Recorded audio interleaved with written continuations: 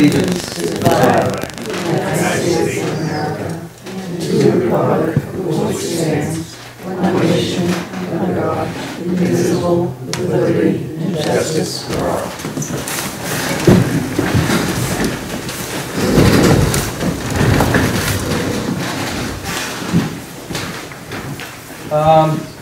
Are there any board and committee reports? Seeing none. Are there any citizens' concerns? Seeing none. We do have a 7:30 p.m. Borrego Solar Systems Inc. Thank you, Chuck. Solar array special permit for Middle Road, for 8 Middle Road. We're going to review and discuss the draft decision, but we'll proceed with the rest of the meeting until 7:30. Michael, I'm going to put you at the top. I'm going to kind of skip to the back of that, I guess, just before the minutes, guys. Hold on for a second, while you get to it, Mike. I think I should say people will really have to speak up tonight since we don't have our microphone that's right, system. Yep. We had a major failure with one of the equipment pieces, so, depending on the camcorder. So, our Chief of Police, Michael Rowley, has requests for police department reserve police appointments. Mike?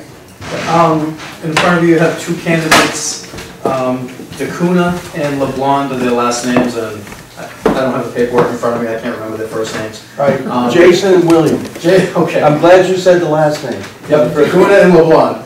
They've gone through extensive background checks, thorough psychological examination, and they're both recommended for appointment as part-time police officers, reserve police officers, and I respectfully request that they be appointed. So.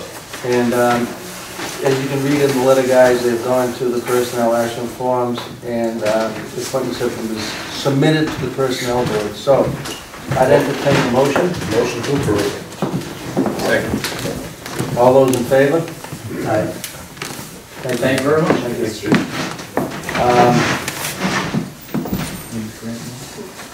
Next on the agenda is the approval of the new forms for the one-day liquor license and entertainment license that we've been working on pretty diligently. And because Sam asked to be here and that, so we're going to table that till Sam's back, right? So a request to table that probably, excuse me? Till the 28th. Till the 28th, probably in the form of a motion, I guess. Motion to table. Second. Any discussion? All those in favor? Aye. One-day liquor license for the Greater Newbury, Newbury Mothers and Families Club. It is at Spencer Pierce Little Farm. It's October 26th with a rain day of October 28th. Kathy, when I was looking at that, was that kind of on the quasi-new form, or is that still on the old? They filled out a new form. That's what I thought. Yes. But I was told that we aren't using them yet, so. Now, but all the information and everything is. As we go forward, before we, let's make a motion, and then we'll discuss it. Yeah, motion to approve. Second. Discussion? My only thinking is too, I think we still have to proceed with, and I did see it there, Kathy, when I read it, it is outside, I don't know if they have a tent. Do they still have to have fire and police and Sam look at anything? If they have a tent, they have to do a SAM, but I don't believe there is a tent. It's probably not, it's probably how they do it always down there, sure. Yeah. All right, so we have the motion on the table. Any other discussion, guys? All those in favor? Aye. We also then have an entertainment license request from the Plum Island Grill. Mark's here tonight. Mark, before I read the letter, you could probably read it just as well. All right.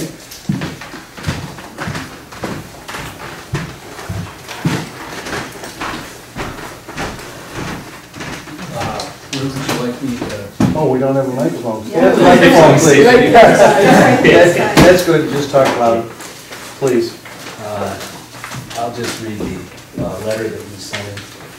In keeping with our prior off-season tradition that spans more than a decade, we'd like to request approval to offer live music on the premises from 6 p.m.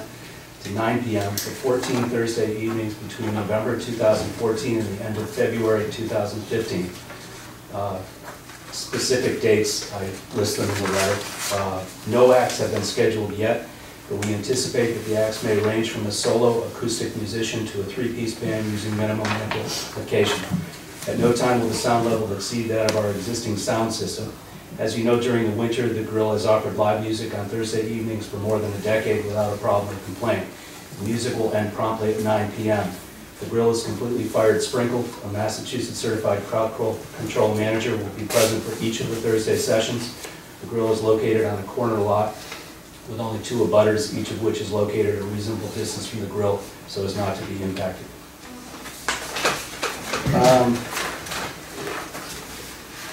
Maybe the best thing to do, would anyone like to have some discussion before we make a motion to ask Mark any questions?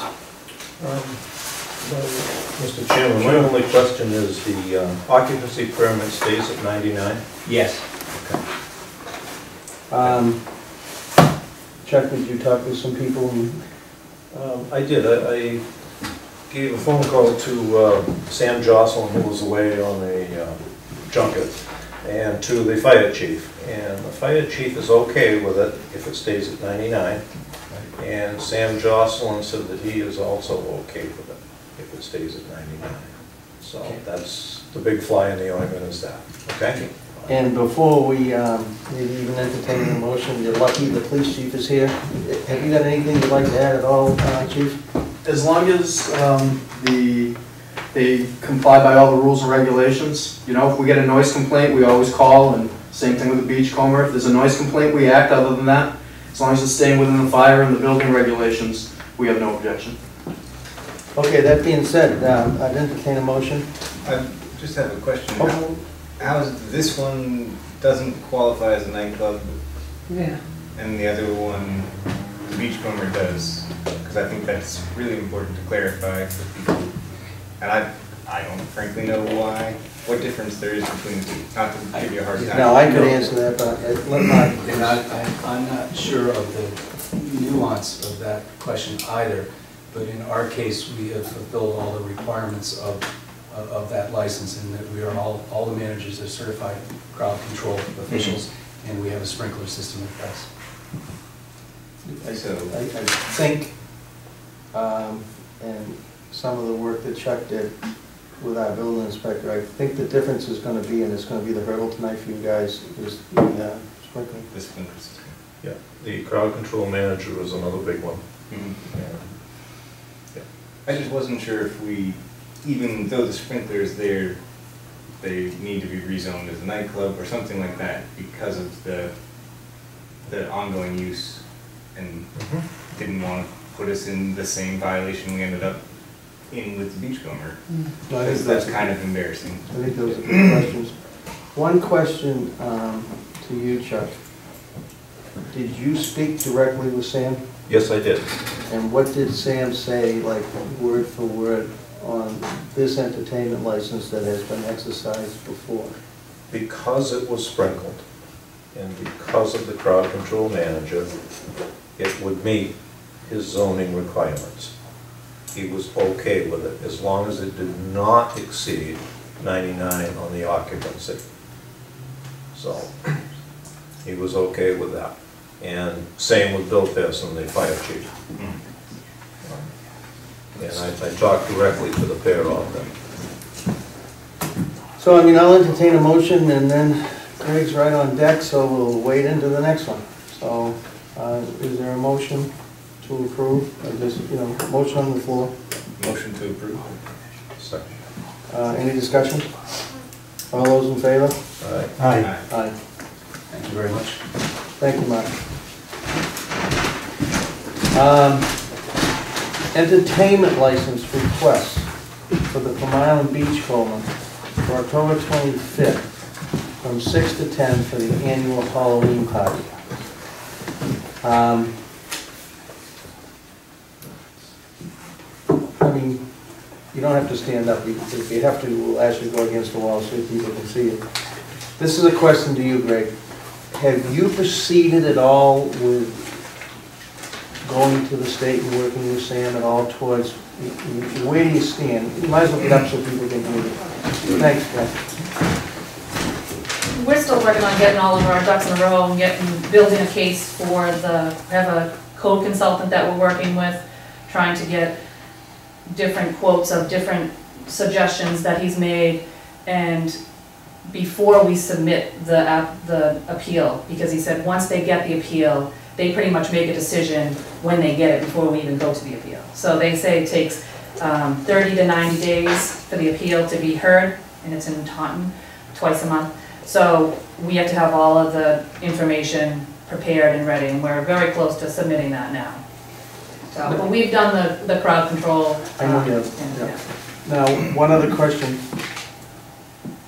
When you do go to the state, and depending on the outcomes, are you gonna also move towards sprinkling ever, or are you gonna wait for the outcome? Well, we're getting quotes on the sprinkler That's what I systems, and I mean, like I say, it's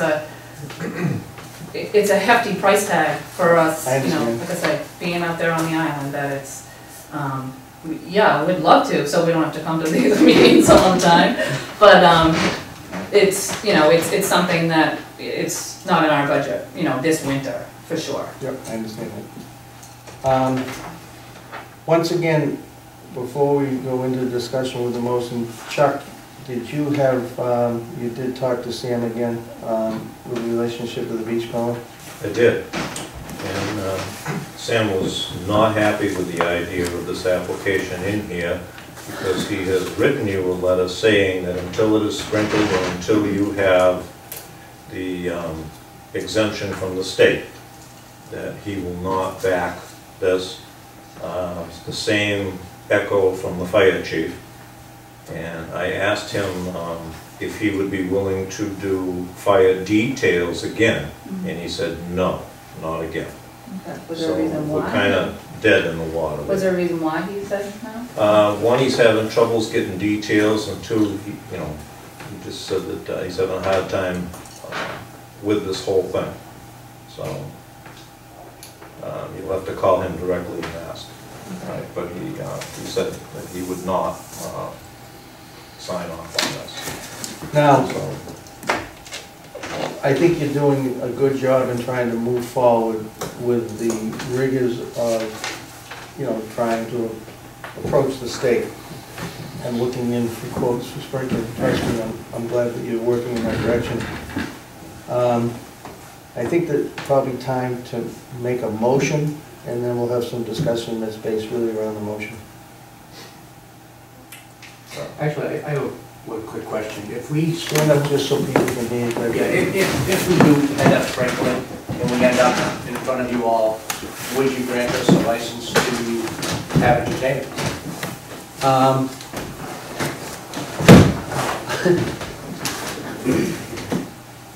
Don't sprinkle before you, you know, come to the board. But, I mean, I think, and I'm talking as chair, and I want the rest of my board to speak, because I think Damon has some strong feelings on this. And I mean, I support businesses. I wish this wasn't getting so hard to do. The rest of our board supports the businesses. I mean, we're trying to follow the regulations. Once things got daylighted, they became complicated. It's like so much in this world now. If you know, I mean, not being a wise guy, but if you probably never said anything, you wouldn't be here now. So, but that being said, if Sam is happy with the procedure, if Sam has no issues, I certainly have no issues. I don't know about the rest of my board. Meaning irrigation seems to be some of the last sticking points. Yeah, personally, I want the beachcombers to succeed. I want the things that you guys have been doing to continue. I do think we'll have to set some sound levels so that there can be peace between the neighbors and no he said, she said bickering, because that's no fun for anybody. Chuck? yes, I echo that with only if there are numerous complaints after the license is set into place, then we'll have to come and act or set up another hearing, okay? So, with that said, I'm all for small business myself. I want to see you stay open, and I want to see you go with it. But you gotta satisfy Sam and the fire chief before you get my vote.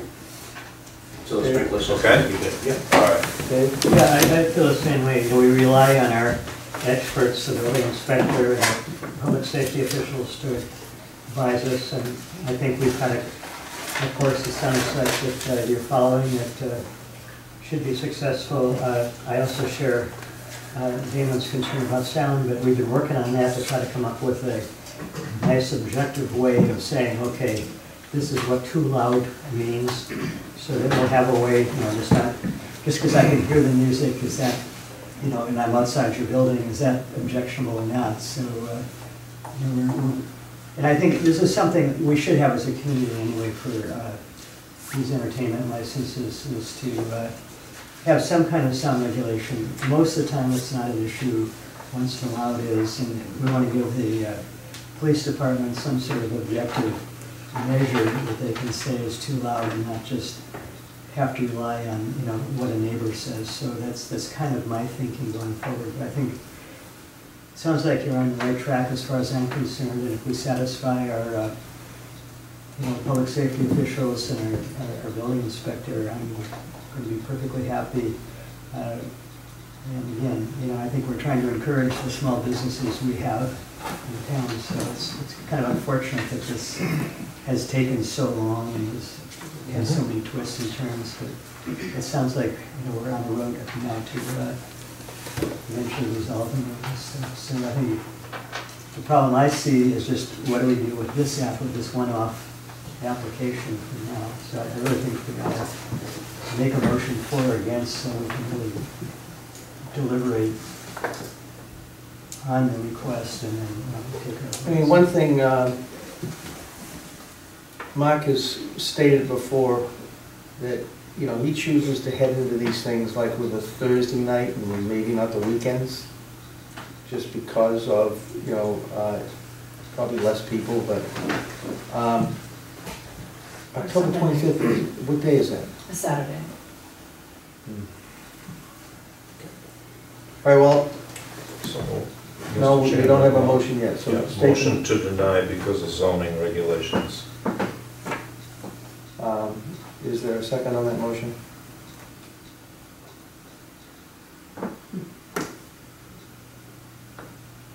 All right, Okay? if there isn't a second, and I could actually second it, but I'm gonna wait. I'm gonna ask, I don't know if this is something I'll get my wrist slapped on, but what do you wanna do? Why aren't we doing that, guys? Well, How did I make a motion to approve, Okay, so we can get the discussion going all forward? right, fair enough. Is there a second on that? second. All right, now we can have some discussion. I guess the first question that comes to mind is, this seems similar to the approval that was granted for the class reunion. And so I don't know, I can't remember if that has already occurred, if there were It's issues last with that. You know, did something go wrong with that event? Were the police called? Was fire called? Was there a problem? We had a fire detail there that night, and the police did not come up. We had no issues whatsoever. It was kept within the minimum of, I think it was 75 people, on, you know, with the 98, 99 occupancy that we have. The, my only statement would be, and it's not to prejudice the group, but it was at least my understanding that that would probably be the last one that we okayed until you went forward with the, with what you were doing with the state. I recall that discussion. But, David? Made the motion to approve, and then get the discussion. What do you got? I'm torn on this one, quite Oh, honestly. me too. It's like, you know, We would keep Halloween's it, a great tradition, I think, and you guys have been doing it before, so that I'm sort of torn between the feelings of our town officials and the advice that we're getting.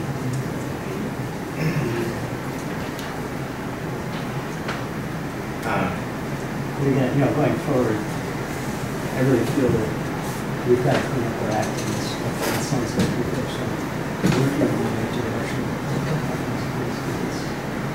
This conversation has happened many times.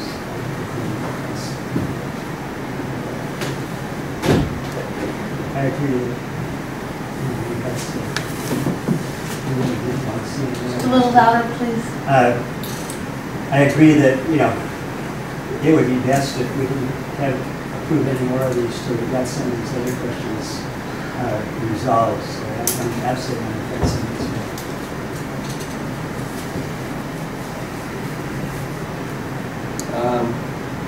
Chuck? My only point is what Sam had said, if something does happen, it puts the board in the town in a serious legal knot because we did not comply with zoning. Yeah, my understanding from the last meeting, I think, was a little different, that with a one-day license, you know, we weren't in the same situation as the multiple recurring days. And so that's why I was trying to find out why the change. And if the change is just that we wanted them to have completed this process that takes 90 days before they came back for another entertainment license, I don't know if that is necessarily fair grounds to say no, because they still have to run their business during this time period. It's an annual event. And they carried off the last one without issue. To me, is grounds for allowing them to proceed. But I see the hesitation line. The difference is, as Sam stated there, and that's for our board to, and correct me if I'm wrong, the difference is that Greg's Place is a restaurant and it's not some of the other type of entertainment licenses. The definition is a restaurant. His license is a restaurant. And the requirements for sprinkling or going to the state for relief is what Sam said was criteria for his thoughts that this would be the last one. Now, that doesn't mean that the board can choose to give Greg one more pass to have this event he's had before. I get looks, you know, but that's up to our board, and you know that's why we're selecting. But I think you also have to really realize that you can ask them not to do this by your building inspector. Lisa, can I look at you for any sort of advice? How's that? You can look, you like. Anything? I wasn't here for the last discussion, I haven't talked to Sam, so. I think that's what we do. Mr. Chairman, I believe the forms or the permit requires the sign off of both the fire chief and the building commissioner, and neither one of them were willing to sign that document. So I'm not sure if the board approving it and them not approving it issues a valid license. I haven't seen the form. If the form requires 3 approvals, you would be one of 3, and they would have to get the other ones in order to exercise the license. But I don't know what I haven't seen it. Well, even the old form required it, either one of them. So, Lisa, I'm not sure I understood the response. We need all 3 signatures then? I haven't seen the license form. If the form requires 3 signatures, even if 2 were willing to do it, and the 3rd wasn't, it wouldn't be a vote. Right, okay. The last license that we gave, correct, the motion was it required both fire chief and police chief's signature on it. That's a stipulation. Yeah, that's not on an actual license, right? It's a stipulation we verbally. Replace it. Yeah. Now, at this point, since we haven't looked before, so we can't table this and give them a chance to petition Billy and David can withdraw it. Sorry, I did call Mr. Chief Pearson today. We played phone tag, And I stopped in to see Sam, I don't know if Kathy was that when I came in yesterday, maybe with the form, but he wasn't available as well, so. Because I went to Sam with the form first, but he wasn't in, so I dropped it off with Kathy. I mean, you could withdraw your motion, right, Jerry? We could do all kinds of things. And we I'm could, a little puzzled actually, because it seems like in some ways we're confounding the sprinkler issue with the license issues. Right? So in the case of Fun Island Grill, I didn't hear that they had an entertainment license, but they had complied, in the sense that they had the sprinkler system and so forth. So there wasn't an objection to that one. So I'm trying to figure out where we stand on this one. Each one does not have a sprinkler system. Is that the big difference between these two? And again, I can't read Sam's mind. He's not here to explain himself. So, I believe that is a state code law, fire law, and it needs to pass muster with him before he will approve it. And it says right in that any entertainment license will be sprinkled or... Okay, I'm focusing on this word entertainment license, because as I understand that, that's a fairly formal process. It's a separate thing from like a restaurant license, Okay. right, as opposed to these one-day sort of type things that this board has selected, it's approved on and off for probably decades. So that, and I don't have the laws in front of me to apply, I think, Dave, what you got, I think it's occupancy over 52, I think it's the license to serve food. I think that's where the sprinklers come in. What makes this one a little different from Mark's with the entertainment license, it was multiple nights, however many Thursdays that would occur. I think what we're mixing up a little bit is, they're asking for that one-night event again, and I'm not so sure because they're a restaurant that takes them out of that stipulation. But I mean, if there was a way, when is Sam back? Thursday. He's at a conference, right, the building Yeah. inspector's conference. I mean, I would have a feeling that if we could give you folks, I mean, it's up to the board, but it seems that you have some time to still wait for Sam to get back. I mean, it's pretty hard for the Board of Selectmen to thumb their nose at what the building inspector asks you to do. So, at least it is for me as chair. That doesn't mean that the motion still doesn't stand, but, I mean, and then you could, see where Sam stands and get a hold of Chief Pearson, because those are still pieces that aren't in place, at least for me. So I would probably, not having those pieces in place, vote to deny the license.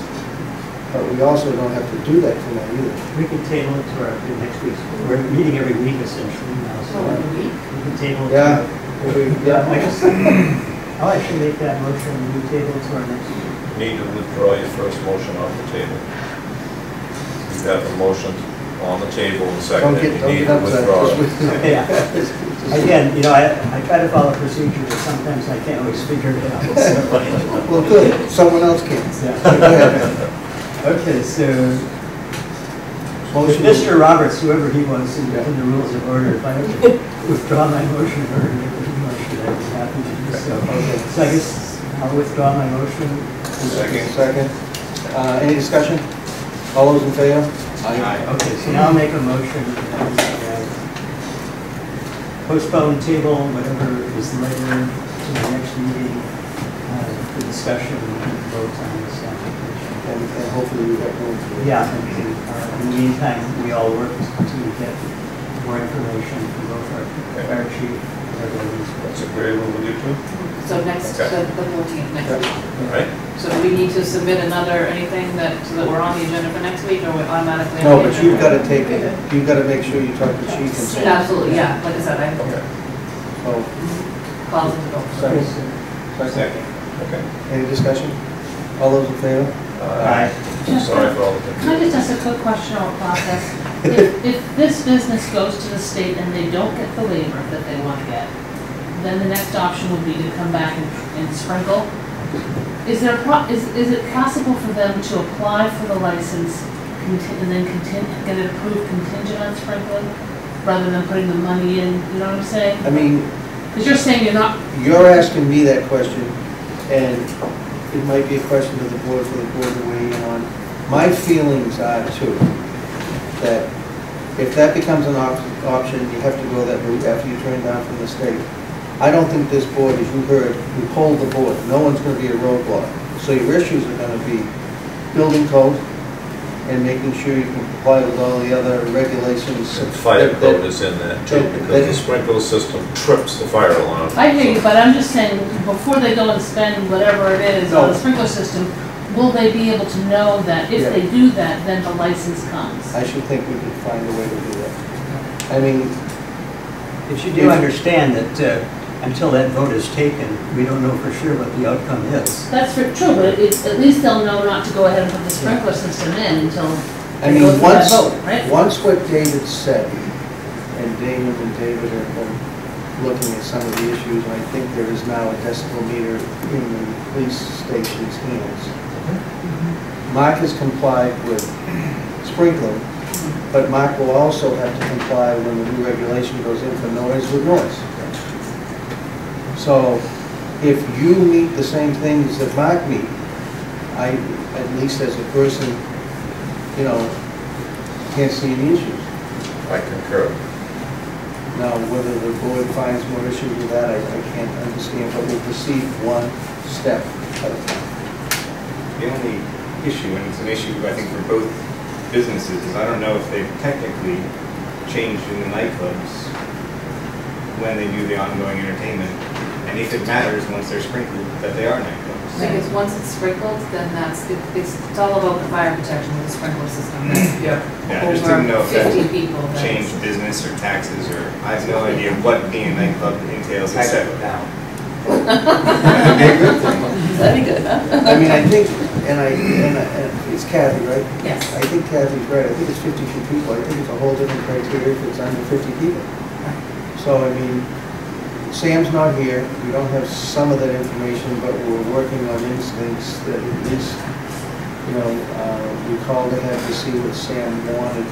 And I think we've come to the best solution as a board that we can do for you folks in business. And we'll wait for the outcome. All right. We actually have a, Mr. Chairman, 7:30. yes, we have a public hearing.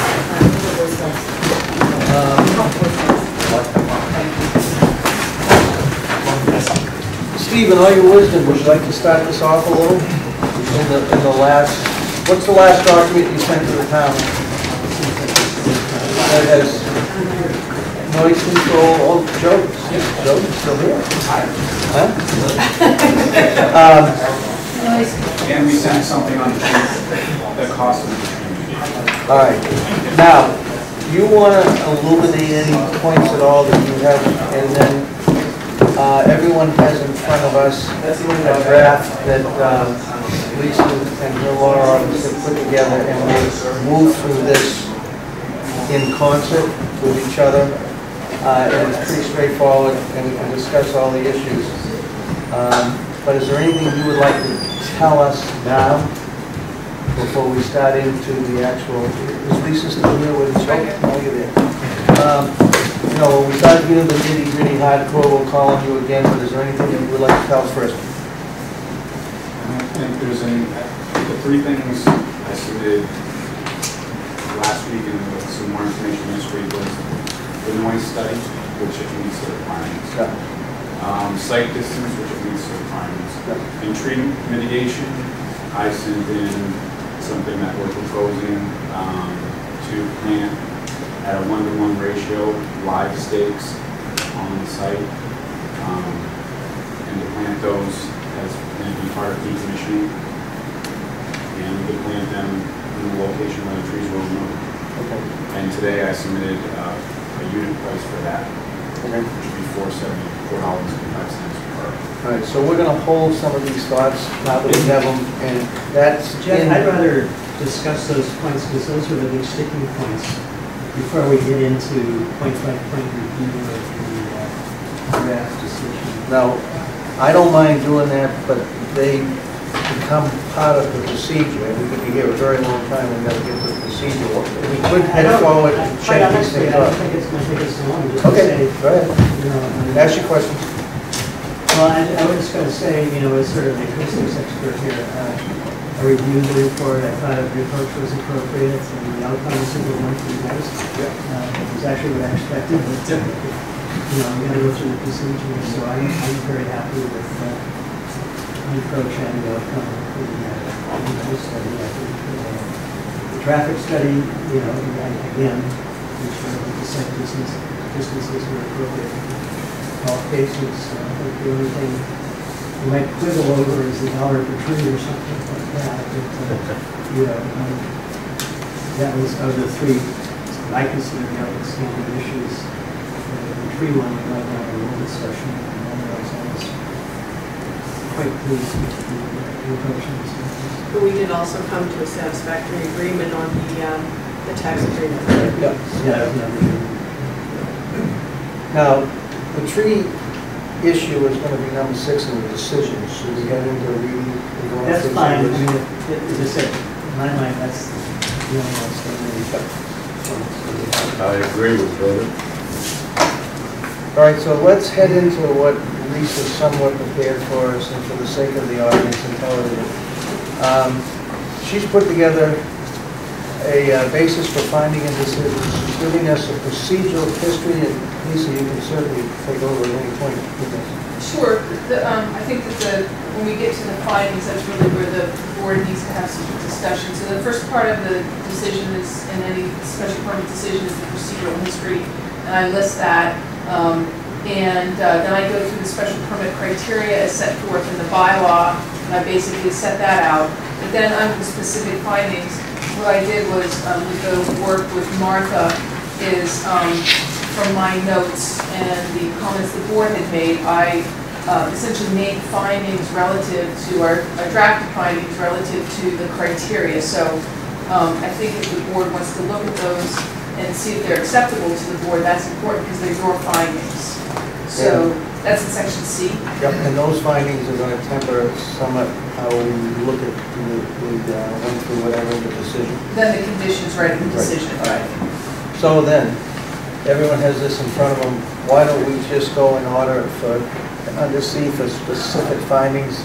The applicant provided information most recent use of a large part of the site that was a junkyard. The reuse of the site for renewable energy production will not have any undue or adverse effects on the adjacent properties of the area, generally indeed due to the imposition of certain conditions and the compliance with the requirements by the bylaw, public house. General welfare will be protected by this proposal. So, any discussion on those, on the first one? It's basically saying that with certain conditions, you don't seem to have a lot of issues with public health, safety, and general welfare. Number 2, the board finds that the proposed layout of the system on the site provides ample screening and buffer areas between the proposed use and adjacent sites. Basically, any discussion on that? Number 3, the applicant has designed the site to meet the requirements for access and traffic.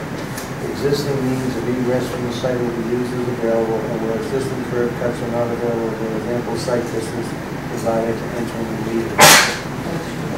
Shown in their studies.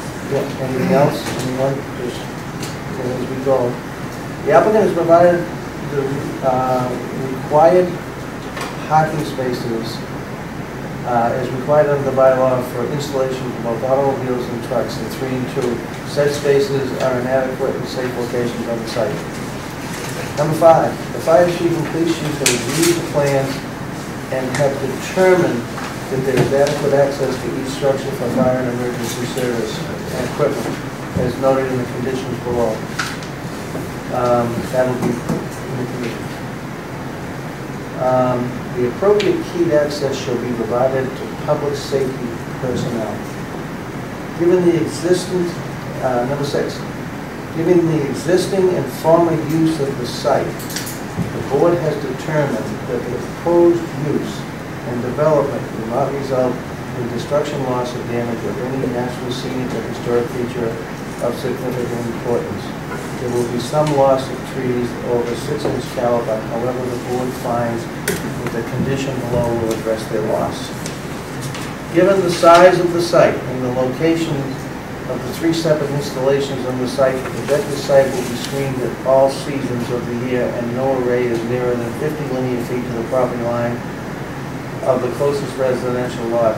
Further, given the location of these installations, much of the surrounding landscape will remain intact and will continue to give the same general character with the general prevailing in the neighborhood. That was number 7. Number 8, any discussion on 7? Number 8, the board relies on the Conservation Commission permitting for site and has determined that the order of conditions, which is dated in the earlier, has been issued for the project. Additionally, the board addresses tree removal and the conditions noted below. The proposed, number 9, the proposal meets the functional requirements of the nuclear stormwater rules and regulations, the Department of Environmental Protection, and the Massachusetts Stormwater Management Handbook as revised, in accordance with the prior determination of the Conservation Commission. Any discussion?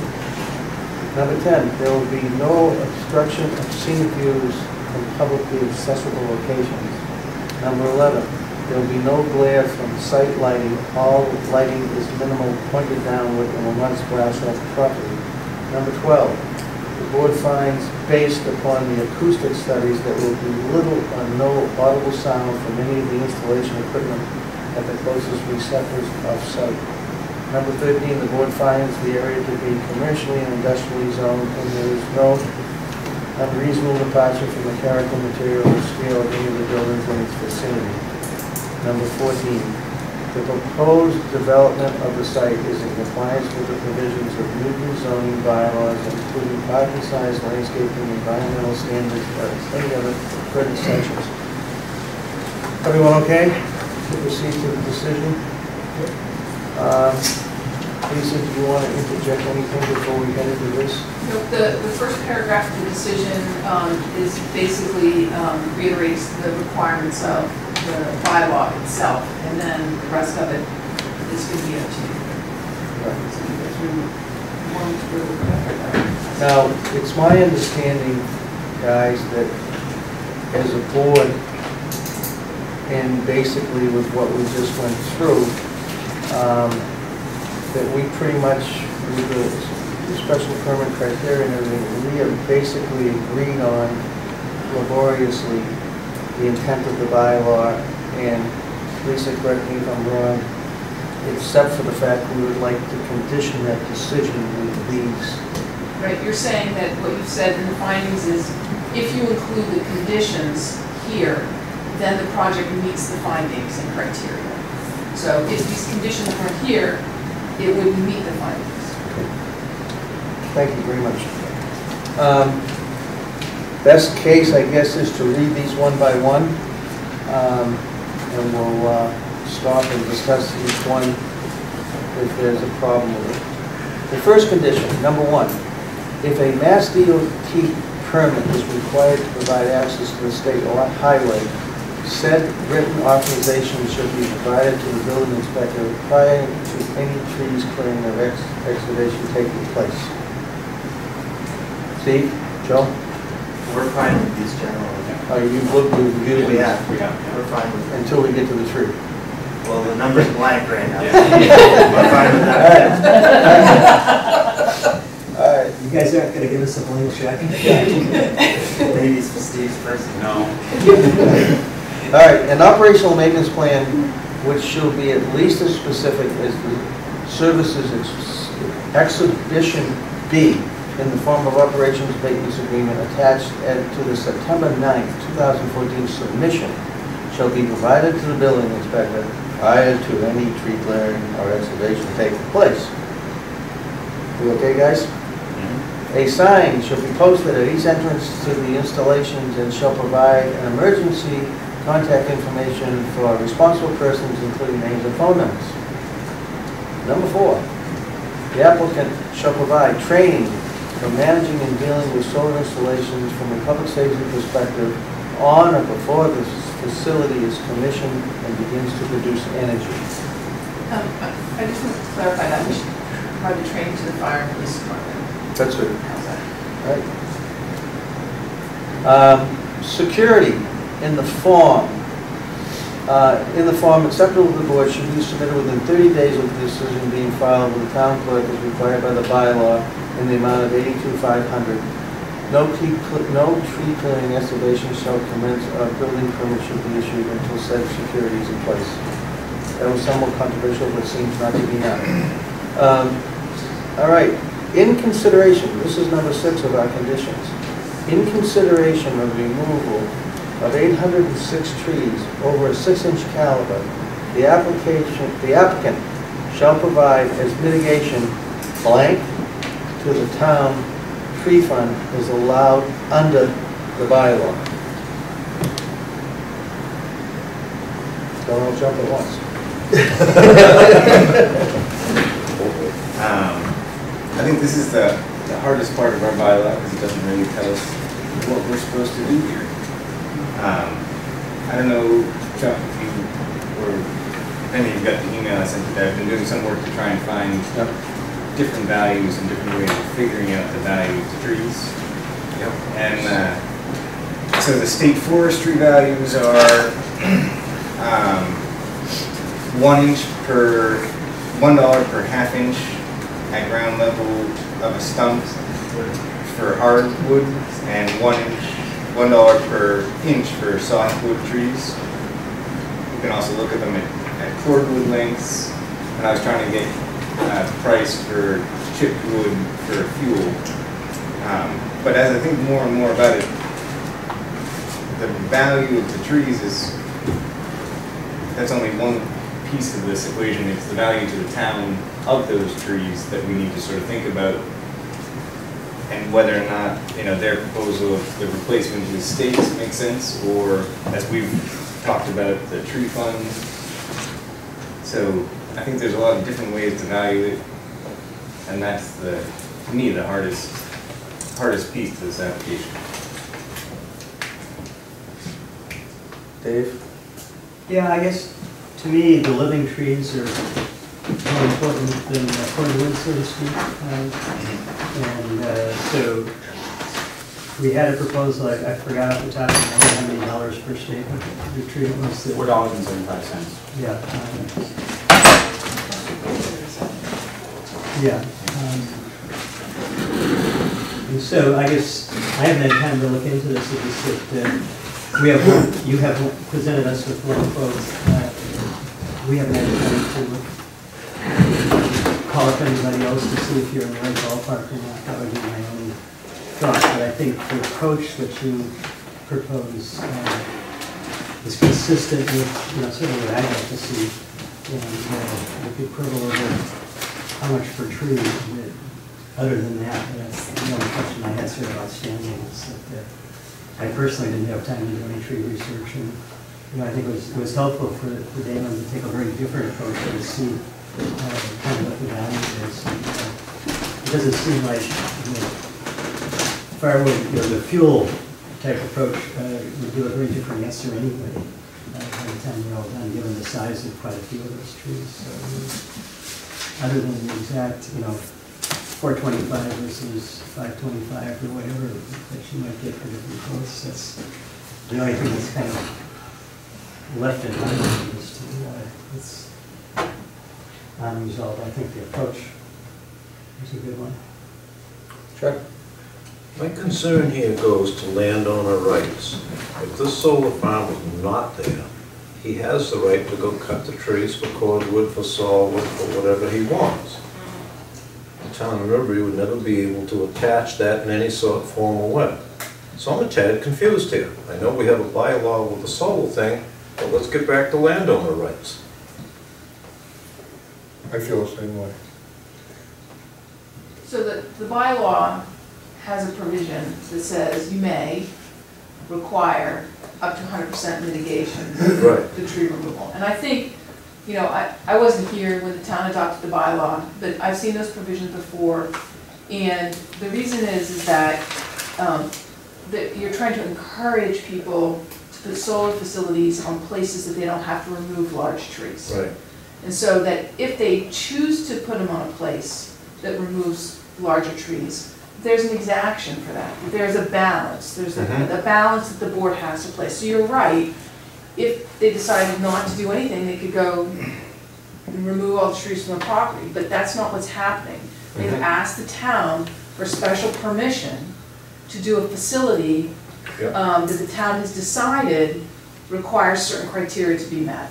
And so that it's not a requirement in the bylaw that you know, get mitigation, you know, dollar for dollar, but that it ought to be considered based upon the amount of trees being removed, because the goal of the bylaw would be to locate them in a place where the fewer amount of trees to be removed, the better. So I think that's the purpose of the provision in the bylaw. And how you do that, as long as you have a reasonable justification for it, is up to the board. And I just want to ask a question.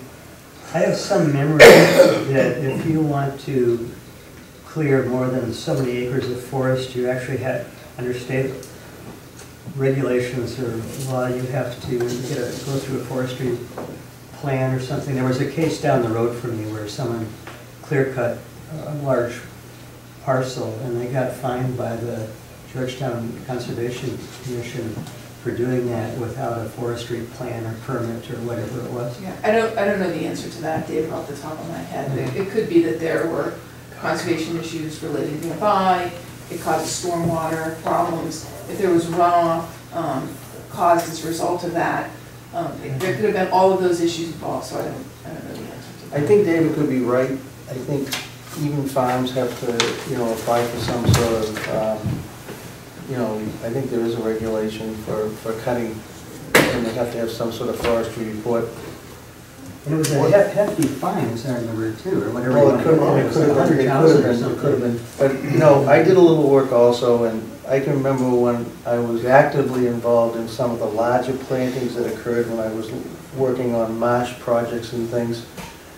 And at that time, we used to take in, and, you know, we just looked up on the computer a little bit, we used to take and get 12 to 18 inch trees, 25 to a bundle, with an elastic around it. And we planted those, and the success rate was marginal. Like for instance, a Norway spruce for a bundle of 25, 8 to 15 is $40. A red maple from 18 to 24 inches for a bundle of 25 is $35. So it's not always the cost of a smaller tree, but at least for me, as we go forward and discuss this, I mean, it's been said, I think by you guys, that, you know, the trees, and Alicia was saying that, you know, there's a carbon impact. Somewhere there's a carbon offset in this whole thing.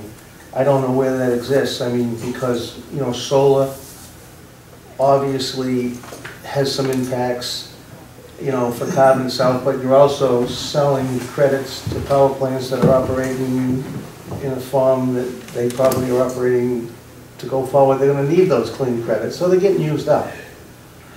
So I don't know if I really have a strong feeling of how to proceed, but if you're going to cut some big trees, and we have the ability to put some sort of money, and I don't think we have to go completely off the charts, in a tree fund, you know, maybe for the cost of $3,000 to replant this area with spikes or trees, like I said, within these bundles, and it comes up to $3 grand, we could easily ask for something like that, and we could also go forward and ask for whatever the board thinks for the ability in our tree fund, maybe at the boat ramp or the green, I mean, to plant some larger trees, like some of the trees that are being taken out when the needs of the town for that ability to do so arises. Now, I don't know if we need to do, Martha did a little work in some places out in, was it Texas, is getting $1 million for 20 acres of tree cutting or something? It varies across the board, there's Texas, California, and some of them, to replace the equivalent number of trees with something even smaller, it's like 1.2 to 1.3 million. But I think we have the ability, the board is kind of split. I think we need to have, just like when, if it were a coal mining facility, we get some sort of reclamation going on. It happens to be a very green operation, so restoring some trees to that site, I think, in some fashion is important. I also think, and Damon's alluded to it, that having some money in our little fund that doesn't have to be off the charts and kill the project, whether it's 10 grand, 5 grand, 25 grand, 50 grand, you know, the board could decide to ask Borrego to at least help us plant some larger trees that would enhance the town, the public benefit, and provide a carbon offset. So that's my 2 cents. Okay, as a way of moving this conversation forward, I'll move that we accept essentially the offer of $425 per tree, which I guess adds up to about $3,700. Just trying to, you know, again, get something explicit on the table. Yep. Some real numbers. Why does it have to be large? Let's second that and we'll have a discussion. I'm sorry. Let's second that. Second. All right, go ahead, now, discussion. Okay. Chuck, why does it have to be larger trees? In Maine, when they cut for pulp and lumber and whatever, they plant much smaller trees, and they can regenerate a forest in 7 years. And why can't, if you plant a smaller tree, it's gonna last a lot longer than if you put a larger tree in there. And the larger tree is not gonna be as secure, and it's just not gonna be conducive to what's there in the ground at that time. My motion didn't include anything about the size of the trees that we would plant out of this fund. The way I see it is we put the money in the fund and then do what we think appropriate, you know, in the future, whether it means planting a few big trees or a whole bunch of little trees. But I wasn't going to predict the future in terms of what the town needs would be for trees. So just using their proposal as a way of setting a number, because ultimately that's what we've got to put in here, as I understand it, is a dollar amount that will go into our tree fund. Tell you what is the dollar amount? Yeah, so as I said, you know, with their $4.25 per tree, it comes out to about $3,700, but then we could use that for any kind of tree we wanted, any species, any size, going forward as we see what the town needs are. Correct me if I'm wrong, isn't there language in there that when they pull the solar panels out, they will put that back the way it was found? No, they're gonna plant grass. Right. Essentially to revegetate, but they're not required to plant trees again. Okay. Yeah. The landowner might not want them. Right, I don't want trees. they're gonna revegetate. Okay. Yeah, what we have in the decision is different than what they proposed in their letter. So their letter proposed replanting. In our decision right now, we're proposing a donation to the tree fund of an equivalent value to what they were going to put in the ground. We're agreeable to that. We would agree to that $3,700. That was part of my letter too. So if the landowner does not want to plant the trees, they can donate the value to the tree fund. That was part of it also. We figured that you'd agree to that. Can I ask a question? You don't agree to the million? Hold on for 1 second. Is there anything right on the heels of this discussion before we recognize some of the folks in the audience? The only thing value-wise that I would say is that there's a much greater value to the community and the larger trees, and I don't know if that should be reflected in the overall price. But we've already put a price on the table, so I don't know if that's irrelevant. We've gone over prices of trees, but we're still gonna put them in the ground. So we have to pay the personnel, whatever equipment there is and all of that. So I think it could easily double or triple that figure. Why don't we throw $10,000 out there in the tree fund, and that will cover a considerable amount of labor and equipment. Yeah, This is Andrew. I work at Borrego, so I don't agree with that. The 425 that was included all materials and workmanship to put it in the ground. It seems redundant to add another layer of cost on it. And we do have a quote from that we included. And this is a very unorthodox request from my perspective, and to start talking about tens of thousands of dollars for a fee on tree mitigation is very unusual, and not comfortable with that range at all. I would remind the board that they may not have heard about it before, Yeah. but your bylaw has a provision that they're aware of, because they applied under your bylaw, that says you are allowed to request mitigation for up to 100% of the trees removed. They did a tree inventory for you. They're taking 581 6 to 11 inch caliber trees, 182 12 to 23 inch caliber trees, and 43 24 plus caliber inch trees. Maybe it's more tolerable if you do it over a period of 2 years. So $5,000 one year and $5,000 the next year, or something of that nature. I don't know, but they may think it's unorthodox, but this board has a right to have a conversation about it. And that would have been my next statement, and I appreciate your input. Yeah. Yeah, and Martha, you did some research with the Corliss Brothers just to get an idea of what it would cost to do exact replacement, and the costs were astronomical. Yeah, they were astronomical, if it was 1 for 1. Some of the other communities, Holliston was faced with a whole bunch of trees being taken out for a solar farm accidentally. They came down to the $1,550 per tree. And there are a lot of different ways of looking at it for caliber inch or number of trees. And some towns have done impact fees per acre. Per acre. Yeah. And some towns have gotten other mitigation. And we're not out to make it hard for Borrego to go forward with this solar installation. I would say as an individual, speaking for myself, I stand a lot more with what our town council said earlier. And I think you guys, because of the legislature allowing 1 more year for the ideological term greenfields, I think the state's going to take a lot harder look at cutting trees. And that's the only way or reason that we're looking at it. We're not trying to be adversarial. I mean, is it token? No, 10 grand's not token. So anyway, I do think that there is, the solar bylaw is one thing, and I'm not disagreeing with the wording. You have discretion here. That's why there's a discussion. But I can't help noting the double standard that exists, where this is zoned commercial. So if it was a different use, there might be no tree mitigation. There likely would be no tree mitigation required. And the EPA has a calculator. In just 1 year of production, it's equivalent to 60,000 trees. Over 20 years, it's 1 million trees. So it's not even, the numbers aren't even close. What? I don't understand those numbers you're throwing out.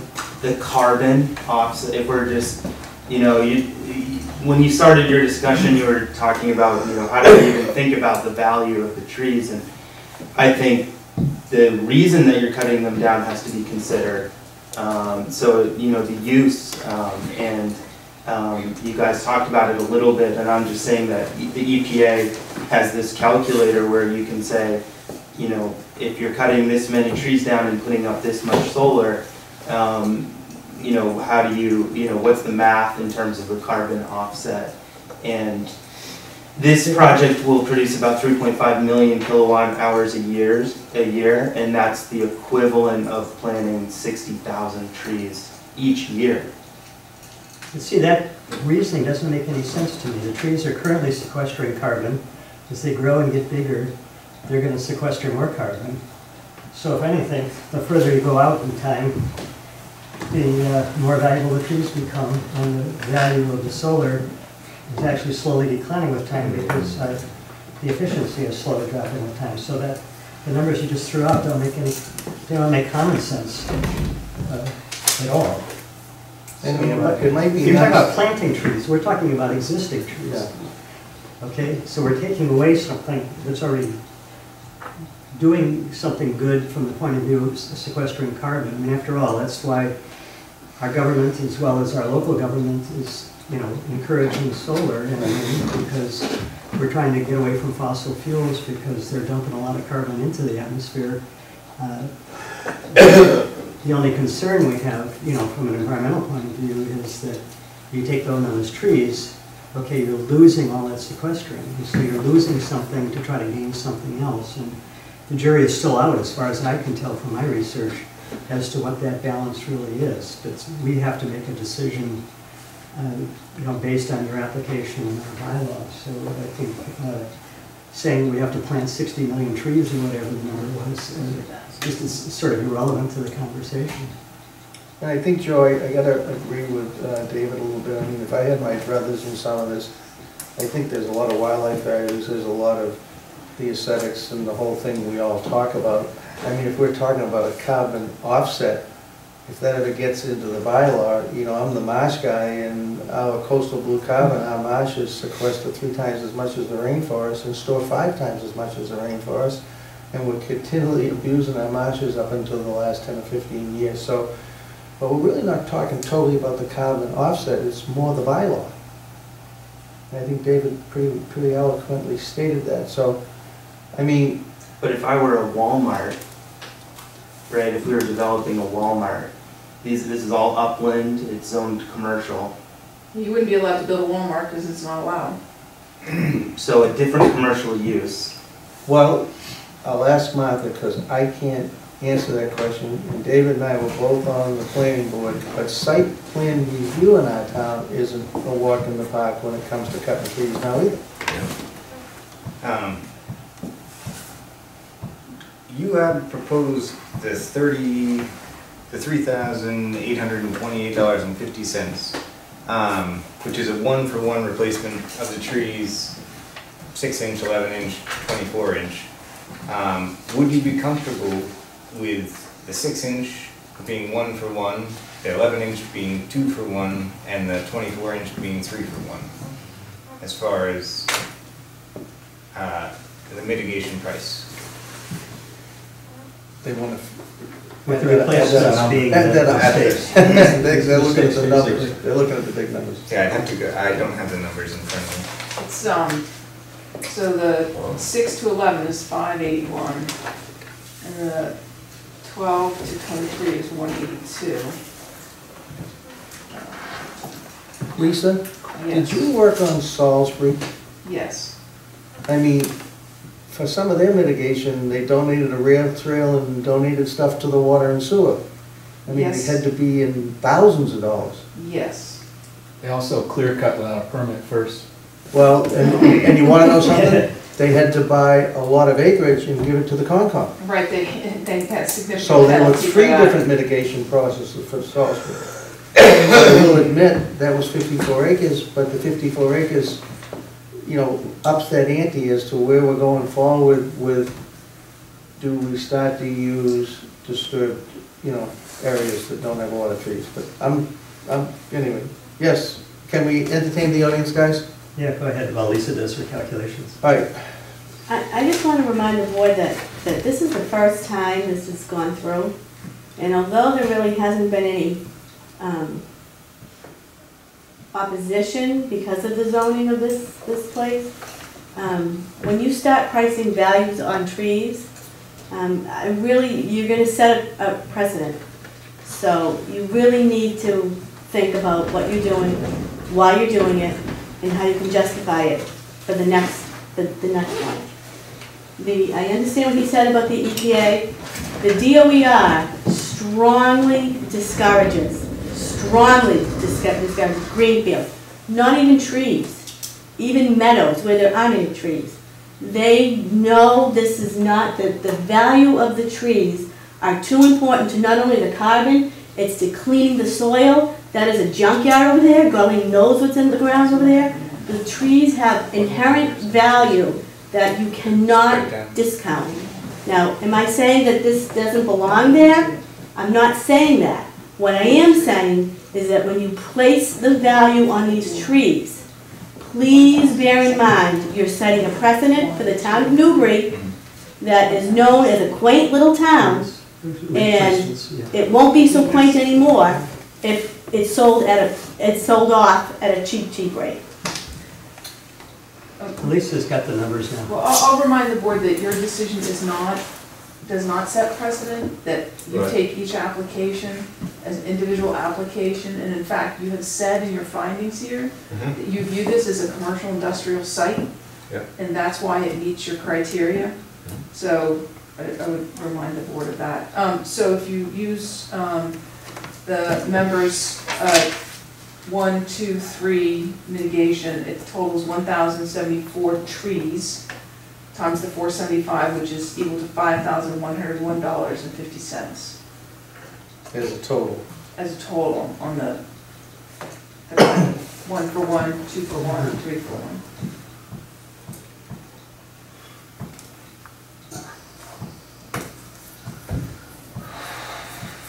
I'm just curious, procedurally, the motion is to accept the 3,700, so, The motion could be amended. yeah, I'm just, Reminding us. yeah, I guess. Trying to move the discussion along. You know, it's a funny thing.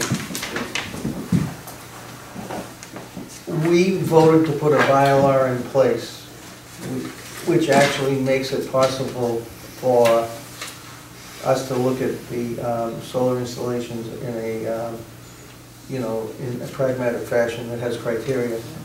This is part of the bylaw, it is part of the criteria. I think most of the other conditions are relatively benign to the board. And we probably should really think about what we want to do with this and come up with tonight what we want to do. And it is pretty much, what's the word I'm looking for? This is Middle Road, 8 Middle Road. So it doesn't, maybe carry to the rest of the town. I guess, Dan, do you want to make that as an amendment? You sort of threw out an idea, but do you want to make that as an amendment to the current motion? Yeah. Alright. Procedurally, that's what we would have to do if we want to go with your scheme. Gesundheit.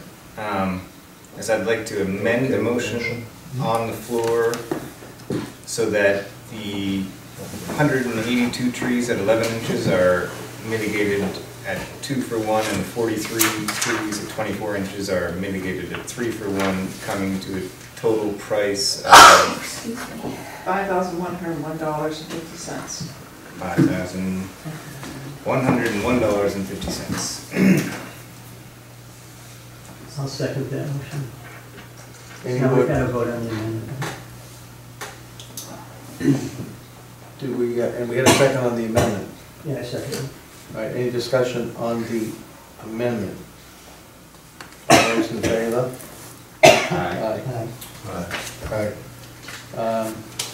So now we will vote on the amendment. Okay. Is there any discussion? All those in, You just voted on the amendment, so now we're voting on the motion. on the motion, on the amended motion. You meant to say we're voting on the amended motion. Motion, Yeah. yeah. Just want to make sure. Yeah, I don't blame you. All right, we will now take a vote on the amended motion. All those in favor? Aye. Aye. All right, Guys, proceed. Yep. Proceed. Well, that was easy. I guess you would, okay. The rest is the game, right? Yeah, don't start laughing quick, huh? Condition number 7, construction shall not commence daily until 7 a.m. and shall not extend beyond 5 p.m. Number 8, as a condition, the applicant shall arrange a pre-construction meeting with the building inspector, planner, conservation agent, DPW director, fire chief, police chief, at least 7 business days prior to commencing the tree clearing or excavation activities. Failing same, the building inspector may issue a cease and desist order until such time as the said pre-construction meeting is held. Michael, we're going one by one on these, and if you have any discussion, let us know. The applicant shall provide, number 9. The applicant shall provide at its own expense all necessary public safety personnel necessary to provide safe ingress and egress to the site during construction at the direction of our police chief. 10. The applicant's commitment set forth in the special permit submission dated July 16, 2014, and then the addition special permit submission dated September 19, 2014, shall be incorporated herein. Should there be any discrepancies between the terms thereof and the requirements hereafter, the requirements hereof shall prevail. I don't know if I understand that, Lisa. Well, they had certain, certain things that they committed to in their special permit application and the submissions, and I didn't list them all in here, and so I want them included, but if you've decided something different here, for example, like the tree mitigation, they proposed 4,000 or whatever, and you said 501, your 501 controls, not what they proposed. Got it. Number 11, the applicant shall take reasonable care not to damage or cause nuisance on the immediately adjacent roadways leading into the proposed installations, and shall repair or replace said damages as soon as possible, but in no event later than 2 weeks. The applicant shall not cause any debris or excess material to be placed, thrown, or dropped on the immediate adjacent roads, and police same on a regular basis, and cause the same to be removed on a regular basis and as directed by the board. What's our ability to regulate that once we give them the conditions? Well, if they have trucks that go in and out of that site carrying a lot of mud, and it gets all over the road, you have a right to make them clean up the road. Or cease and desist. Or cease and desist. All right. Any comments, guys? Number 12, conditions of approval of all permits issued by other boards or agencies of the town of Newbury shall be considered conditions of the approval under this special permit. In the event that said permits contain conditions conflicting with the conditions hereof, the Board of Selectmen reserves the right to amend the conditions of the special permit after hearing so as to render it consistent. Finally, number 13, wow. This special permit shall elapse if a substantial use thereof of construction hereafter has not begun except for the cause shown within 24 months following the filing of special permit approved with the town clerk, plus such time frame required to pursue await determination of an appeal hereof as referred to in General Law 48-17 from the grant thereof. Mr. Chair, I would add one more, and I spoke to the condition, one more condition? Yeah, Yep. I spoke to the applicant about it because the agreement today came for the tax agreement. So I would just add, I don't want to attach the tax agreement, but I would add that the applicant has offered and the town agrees that the applicant will pay $12,500 per DC megawatt annually for personal property taxes for 20 years. Does the board have any questions for Tracy on that while we're here? In my initial reading, I believe there were 2 renewal options for 5 and 10 years on the lease as a property. Is there any tax pilot at that point after the first 20-year period of the lease? I would assume at that point in time it would have to be renegotiated. Yeah, that'll be correct. Okay. I've got a question out there. You had mentioned real personal property tax, and I thought that the pilot included real property tax under the. It absolutely does not include Does not real property tax. It's personal property.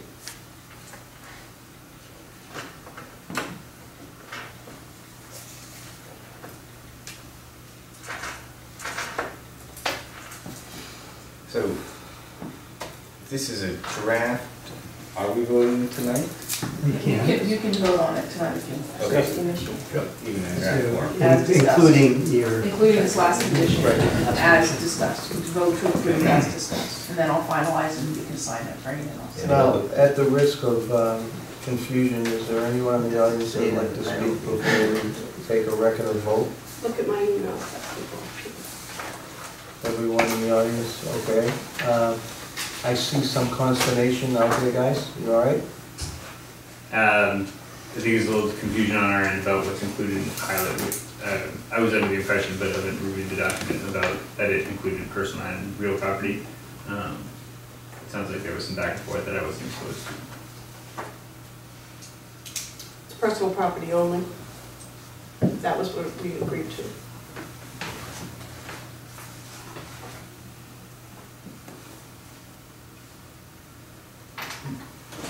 I'm just reading, I have the agreement from Ginny. It says, this agreement for payment in lieu of taxes for real property and personal property. That's not what my emails back and forth to you were. If you look back to them, it specifically says personal property. Ginny didn't, to my knowledge, didn't. We've not done any negotiation on the You agreement at haven't all. been We've been involved waiting, in the we've been waiting to hear from you Right. on the agreement. So, I mean, Ginny, sorry, the agreement came from Ginny. It's her. Originally, No, it came from us, and then she marked it up. I marked it up, but yes, Okay, the email came from her. right. But she Lisa, wasn't can you make- involved in the negotiations. can you make a condition that clarifies what seems to be confusing? Yeah, I have, the condition is pretty clear, that's what's giving them some consternation. The applicant has offered and the town agrees that the applicant will pay $12,500 per DC megawatt annually for personal property taxes for 20 years.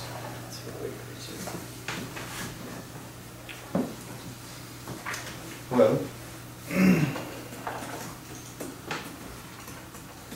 All right, guys?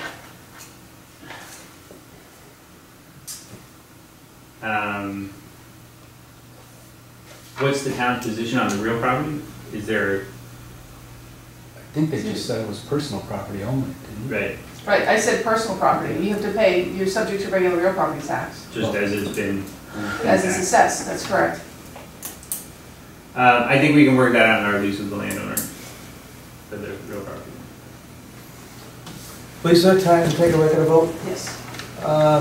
We're going to take a record of vote.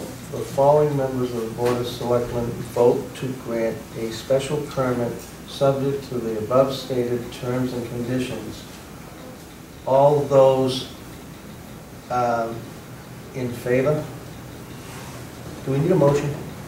Yeah, you need a motion to All right, why approve. don't we make that as a motion? Someone make that as a motion. I'll make a motion to approve. I'll second. All right, any discussion? I'll say. Good. All those, no discussion, all those in favor? Aye. All those opposed? We have all 5 votes. It was long drawn out, gentlemen. Thank you. thank you guys. All right.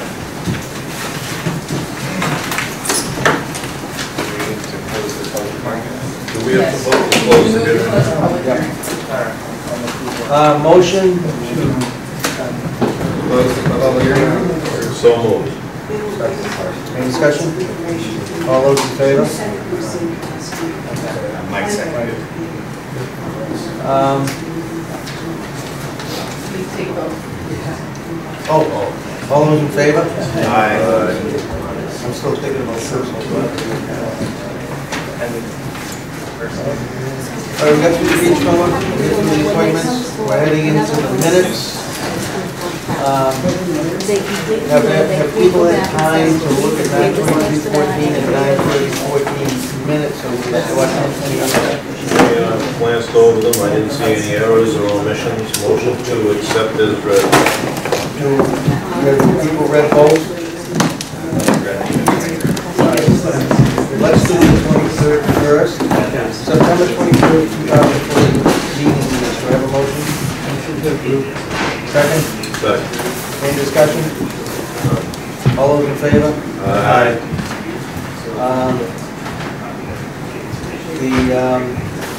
The meetings of September 30th, 2014. Do I have a motion to accept? Motion to accept as read. Is there a second? Any discussion? All those in favor? Aye.